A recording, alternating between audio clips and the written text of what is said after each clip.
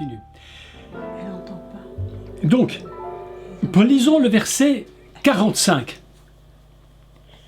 Chapitre 27 de Matthieu. Depuis la 6e heure, écrivez 6. Écrivez 6. Depuis la 6e heure jusqu'à la 9e heure. Depuis 6 jusqu'à la 9e heure, il y eut des ténèbres sur toute la terre. On écoute bien chaque mot. Je vais expliquer chaque mot en détail pour vous montrer comment fonctionne la crucifixion. Parce que vous avez constaté que jusqu'à présent, on n'est toujours pas... Oui ?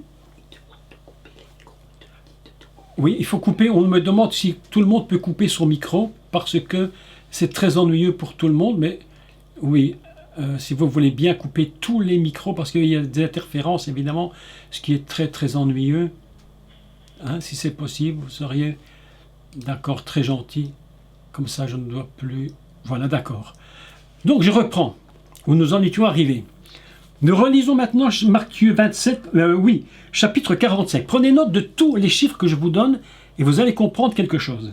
Depuis la 6e heure, donc la crucifixion a lieu le matin à 3 heures. Heure de l'époque, bien sûr. C'est 9 heures du matin chez nous. 3 heures chez eux, c'est 9 heures du matin aujourd'hui chez nous, plus ou moins. Là, le Messie est crucifié.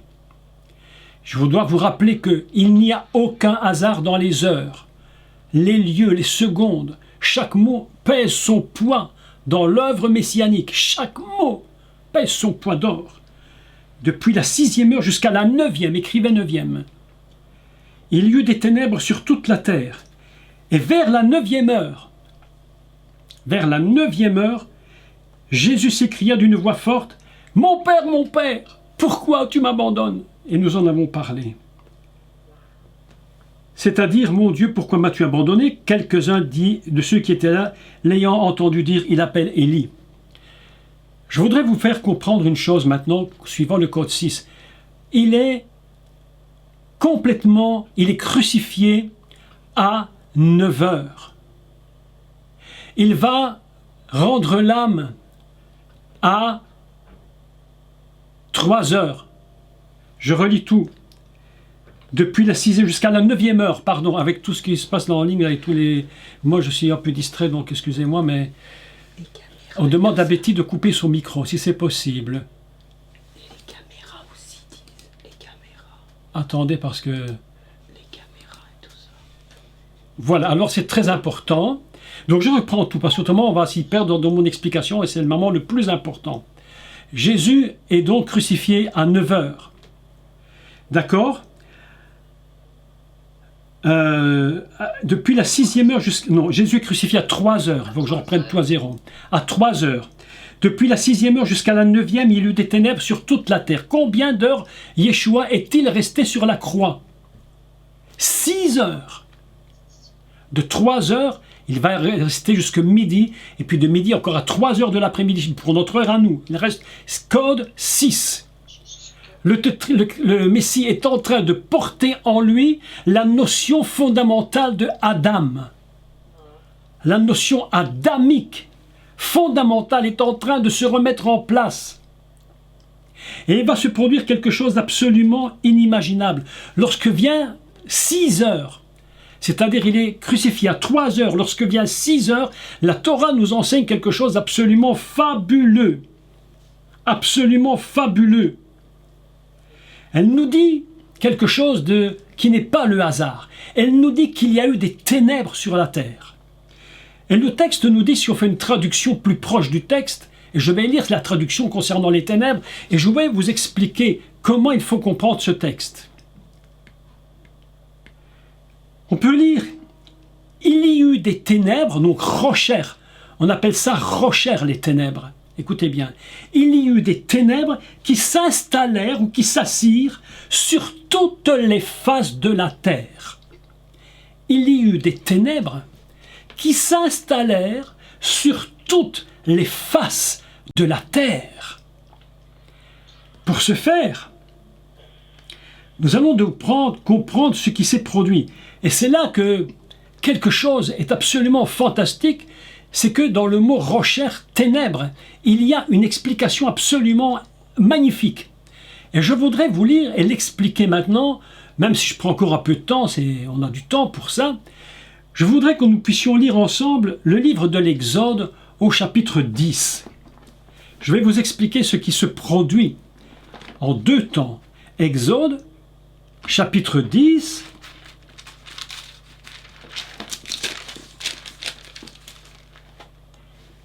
Voilà.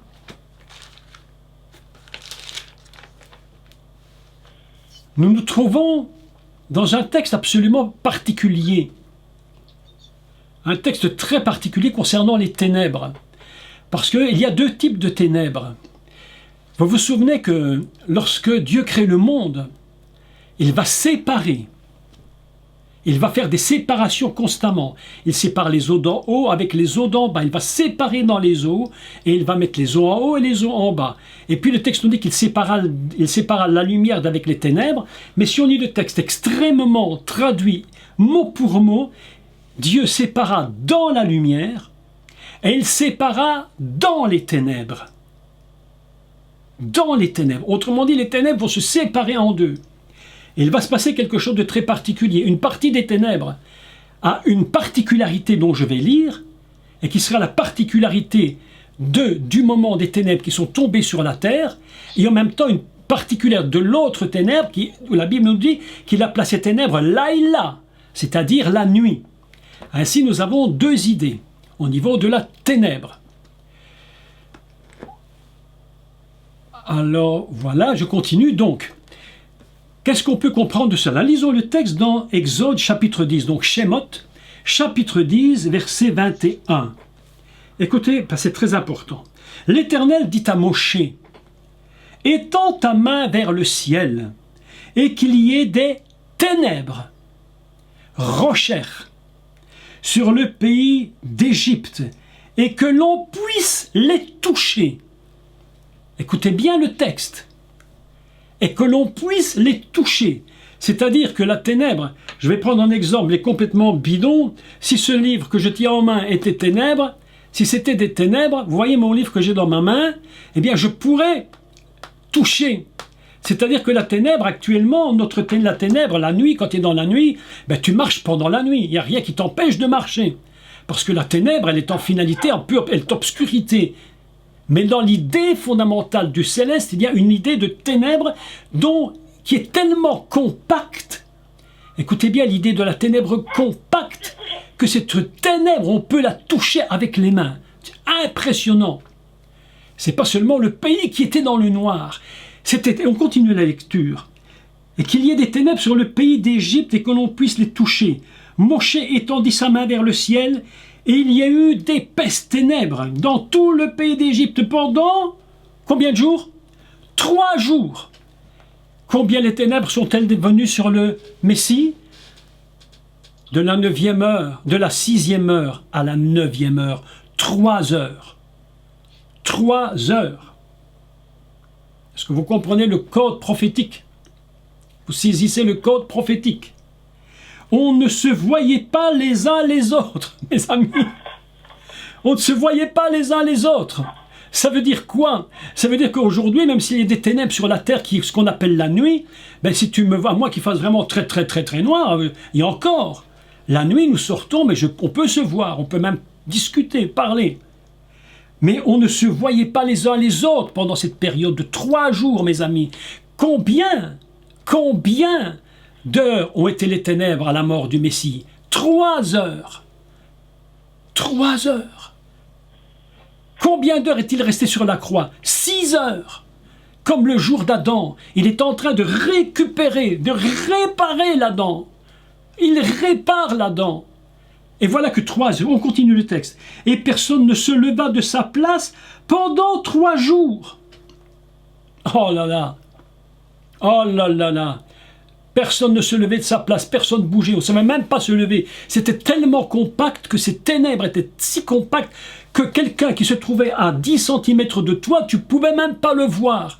Et la Bible nous dit qu'ils étaient tous restés assis sur leurs chaises, ils ne pouvaient même plus bouger. La ténèbre les avait complètement fermés. Qu'est-ce que c'est que cette histoire? Mais qu'est-ce que c'est que cette histoire?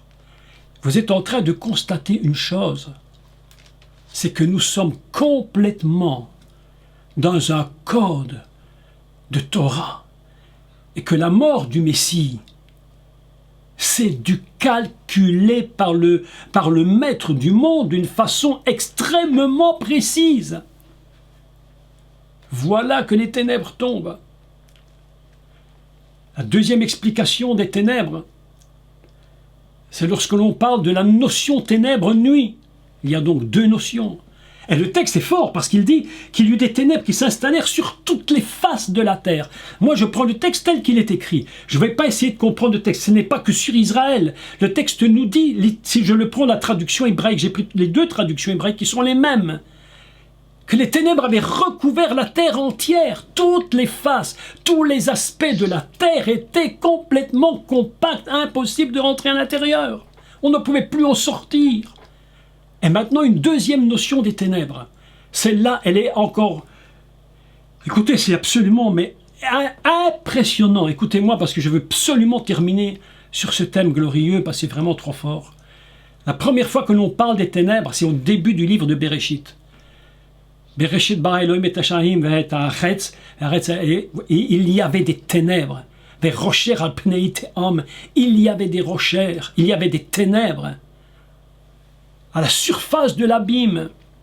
Et ce mot ténèbres, il faudrait que vous réécoutiez les cours que j'ai fait sur cela, ils sont sur YouTube, parce que je n'ai pas le temps de tout réexpliquer. Mais ces ténèbres-là, en réalité, celles que l'on croit être une catastrophe, sont en réalité la matrice fondamentale de l'univers. C'est la matrice fondamentale de l'univers, là où tout existe, là où tout se crée. Et au moment où la voix va crier « Hey Yor! Hey Yor! Lumière soit !» la matrice va éclater, la ténèbre va complètement éclater, ce qui est dans la matrice, la lumière et la vie, va sortir, Hior, lumière soit, et la lumière apparaît. C'est ce qui se produit.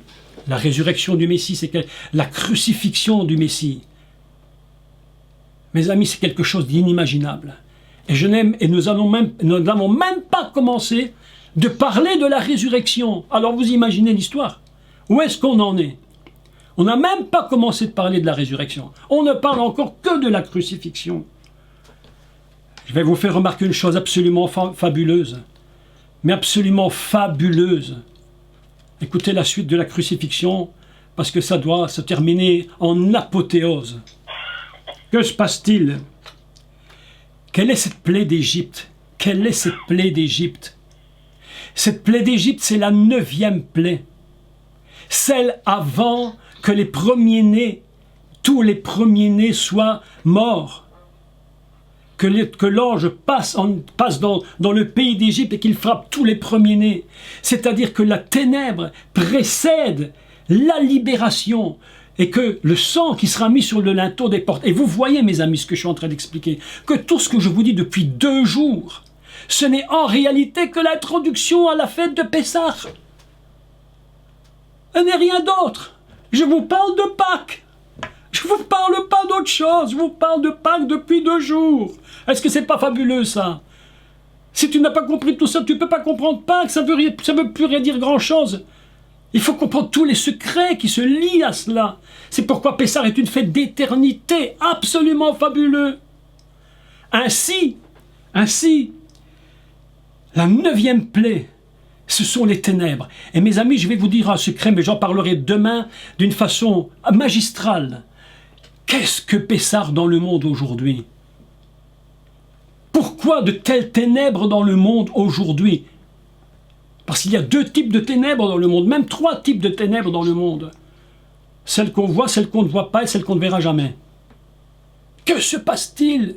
Que se passe-t-il? Voilà que les ténèbres.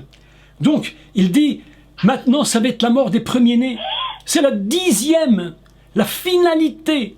Comment, toi, dans ta gloire, tu peux finir le monde en faisant la mort de tous les premiers-nés, sauf de ceux qui ont mis le sang sur les linteaux des portes?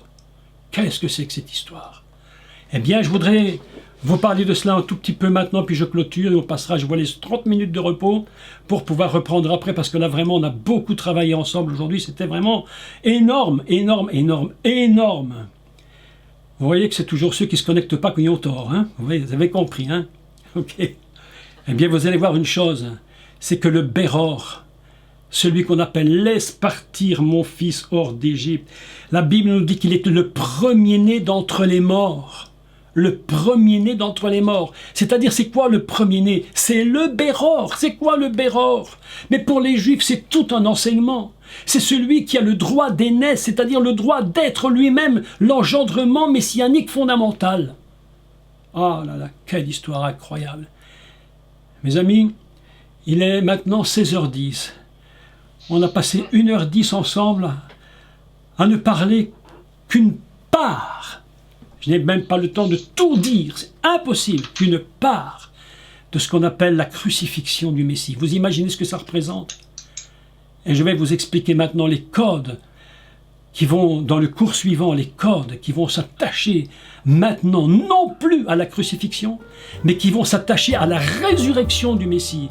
Et là, je pense que